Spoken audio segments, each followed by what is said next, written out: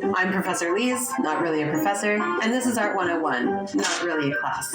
We're here to go on a deep dive of an idea, an artwork, or a story from the art world that's controversial, inexplicable, or just plain weird.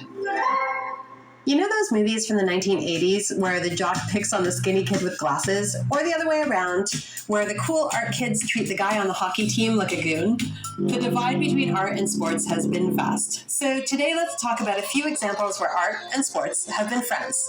Matthew Barney is an American artist who's made epic feature-length films with massive props. A lot of people might call his work dense, but here's a good way of breaking it down. Barney used to be a jock, a football player to be exact, and he made much of his early work called Drawing Restraint about the strong connection between the physical exertion needed for athleticism and the creative drive necessary to make an actual mark, whether it's on a canvas or a bedroom wall. In all the different versions of this series, he attached himself to bungee cords or made his studio into a rigorous obstacle course, making it an incredible physical feat just to make a single short line on a surface. Barney was making a comparison between what it takes to be an artist and what it takes to be an athlete. We have this tendency to see athleticism as disciplined and ordered, where art is unrestrained and free. But Barney was making it clear that both are forms of expression that require control and letting yourself go.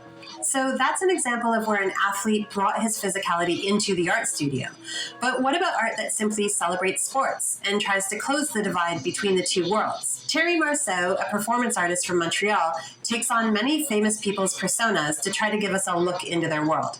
And I'm not talking about an impersonation. He becomes them, performing critical moments from their lives and taking on critical elements of their personality.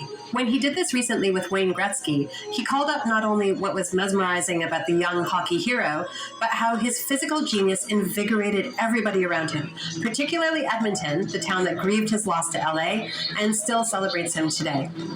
This is art about sports, or at least about an athlete, and the symbolic meaning an athlete can have for a town. I'm looking at you, Kawhi. For artist Esma Mahmoud, sports became a tool to